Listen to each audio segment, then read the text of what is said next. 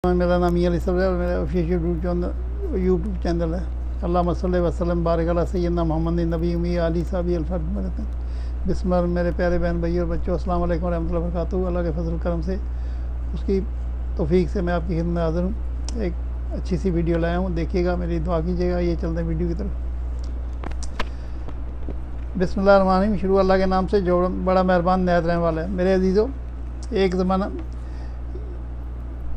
ज़माना कदीम की बात है कि एक गांव जिसका नाम रासनगर था, वहाँ के लोग बहुत नेक और अच्छे थे। वहाँ एक शख्स अली अहमद रहता था। वो बहुत ही गरीब था लेकिन बहुत नेक इंसान था। वो किसान था, चौधरी साहब की ज़मीन पे काम करके अपने और अपने बच्चों का पेट पालता था। चौधरी बहुत ही ज़ालिम और मगरूर आदमी था।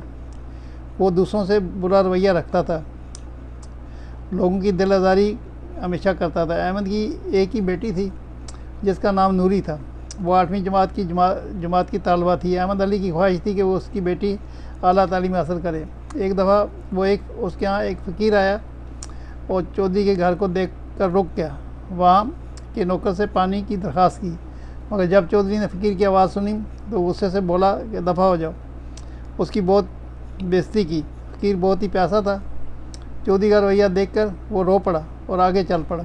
करीबी खेतों में अली अहमद काम कर रहा था। फ़कीर प्यास से नदाल था कि चलना भी मुश्किल हो रहा था। अहमद फ़कीर की ये हालत देखकर दौड़ता हुआ आया और फ़कीर के पास आया और करीब ही दरख्त की छाँव में उसे बिठाया और जल्दी जल्दी अपना खाना और पानी लेकर आ गया। फ़कीर को पेश किया। फ़कीर पानी पीकर कुछ बेहतर हो गया और थोड़ा सा खाना भी खाया, तनावल किया। खुश होकर अहमद को दुआ दी कि अल्लाह ताला तुम्हारी हर खुशी पूरी करे। कुछ दिनों बाद एक दिन अहमद खेतों में काम कर रहा था कि उसको एक चाबी मिली। उसने चाबी अपनी जेब में डाल ली। जब फारूक होकर घर आया तो उसने वो चाबी अपनी बीवी को दिखाई और देखने में चाबी बड़ी पुरानी लगती थी।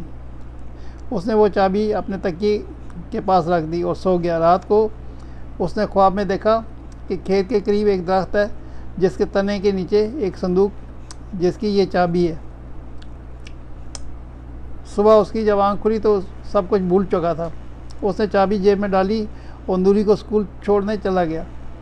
इसके बाद वो खेतों में चला गया। जब थक गया तो सांस लेने के लिए उसी दरख्त के नीचे आ बैठा जिसके नीचे उसने फ़कीर को बिठाया था। उसको सारा ख्वाब याद आ गया। उसने जल्दी से ज़मीन खोदी तो वहाँ संदूक मौजूद था। वो संदूक लेके अपने घर आ गया। उसने जल्दी से चाबी निकाली, संदूक को खोला। जैसे ही संदूक को खोला, सब के मुंह खुले के खुले रह गए।